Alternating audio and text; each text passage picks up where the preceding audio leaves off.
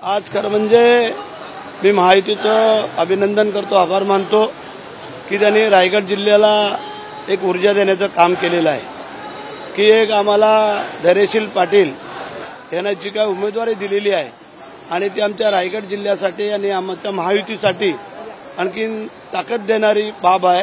त्यासाठी मी खास करून महायुतीचे आभार मानतो आणि देवेंद्रचे आभार मानतो, कारण त्यांनी योग्य माणसाला न्याय दिलेला आहे असं मला वाटतंय आणि तो न्याय आमच्या संपूर्ण रायगड जिल्ह्याला आणि कोकणाला मिळेल।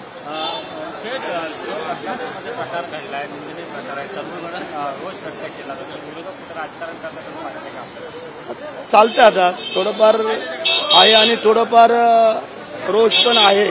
काय आपण पाहतोय की आज या गोष्टीचा थोडं वेगळेपण पण आपल्याला त्याच्यामधून दिसून येते।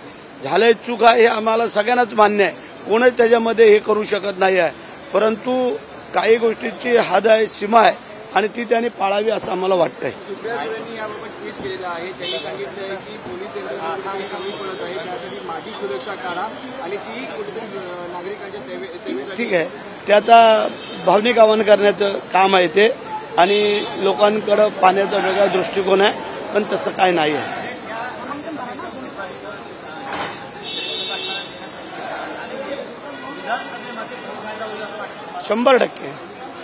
100% 7च्या 7 सीट आमच्या रायगडच्या आणि कोकणातल्या सगळ्या महायुतीच्या सीट।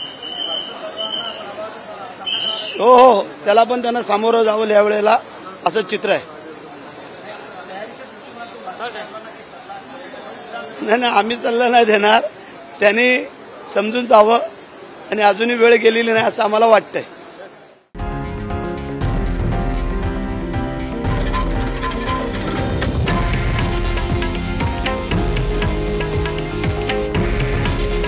हे आहे देशातील नंबर 1 न्यूज नेटवर्क आणि आपण पाहत आहात TV9 मराठी।